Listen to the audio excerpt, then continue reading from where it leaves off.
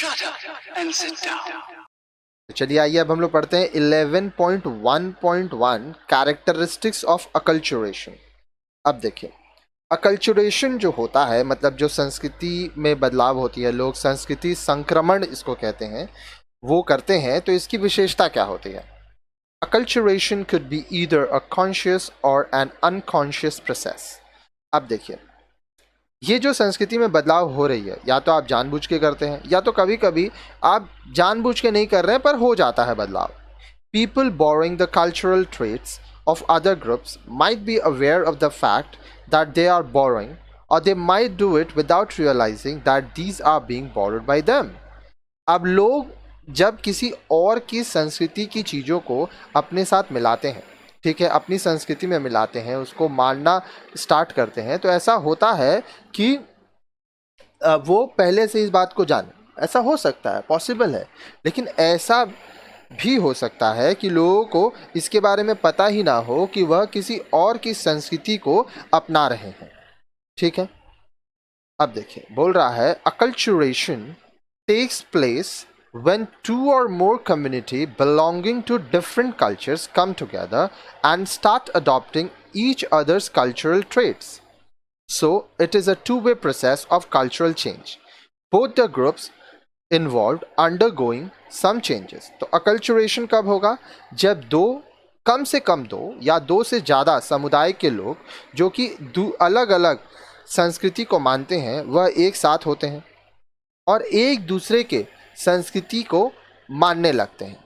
और ये two way process है, दोनों ही कल्चर में, दोनों ही कम्युनिटी में बदलाव होगा। ठीक है, और बोल रहा है कि both the groups involve undergoing some change, दोनों ही ग्रुप में कुछ ना कुछ बदलाव जरूर देखा जाएगा। आगे देखिए, acculturation does not takes place overnight. अब संस्कृति में जो बदलाव होती है, जो अकल्चुरेशन की हम लोग बात कर रहे हैं, ये ऐसा नहीं है कि एकदम तुरंत हो जाता है, एक ही रात में हो जाता है।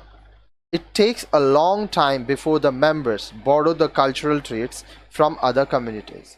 अब इसमें बहुत लंबा समय लगता है, क्योंकि किसी समुदाय के जो सदस्य होते हैं वह उसको समझते हैं, फिर उसको आस्ते आस्ते मानते हैं, और मानते मानते वह एक नियम बन जाता है, यह उनके ही संस्कृति का हिस्सा बन जाता है। But the time taken for acculturation is shorter than the time taken for assimilation. लेकिन acculturation में जो समय लगता है वो assimilation के मुकाबले कम लगता है। assimilation में क्या होता है, आप किसी और के संस्कृति में मिल जाते हैं। So in comparison to assimilation, acculturation consumes relatively less time. तो अगर हम लोग assimilation के साथ तुलना करते हैं तो ये हम लोग बोलेंगे कि अकल्चुरेशन में कम समय लगता है। ठीक है, आगे देखिए, आगे बोल रहा है acculturation can takes place either through direct first hand contact or through indirect contact from a distance such as through radio, television, newspaper, literature etcetera. अब अकल्चुरेशन जो है वो या तो आप लोगों से मिले, फर्स्ट हैंड कॉन्टैक्ट से आप बदलाव किए, या तो इनडायरेक्ट कॉन्टैक्ट हुआ, आप रेडियो में सुनकर, टेलीविज़न में देखकर, न्यूज़पेपर में देखकर, लिटरेचर आप किताबें पढ़ के, साहित्य पढ़ के आप अपने में बदलाव लाएं। अब देखिए, बदलाव तभी होता है जब आपको कुछ अच्छा लग रहा है सामने वाले में। Acculturation is a precondition of assimilation और integration. Once the situation of culture contact is obtained, it can lead to either assimilation or integration. अब देखिए, acculturation क्या है? assimilation और integration तभी होगा जब लोग acculturation के दौर से गुजरेंगे। ठीक है, जब तक आप दूसरे की संस्कृति को देखेंगे नहीं, समझेंगे नहीं, तब तक आप कैसे उसमें मिलेंगे, कैसे एकजुट होंगे।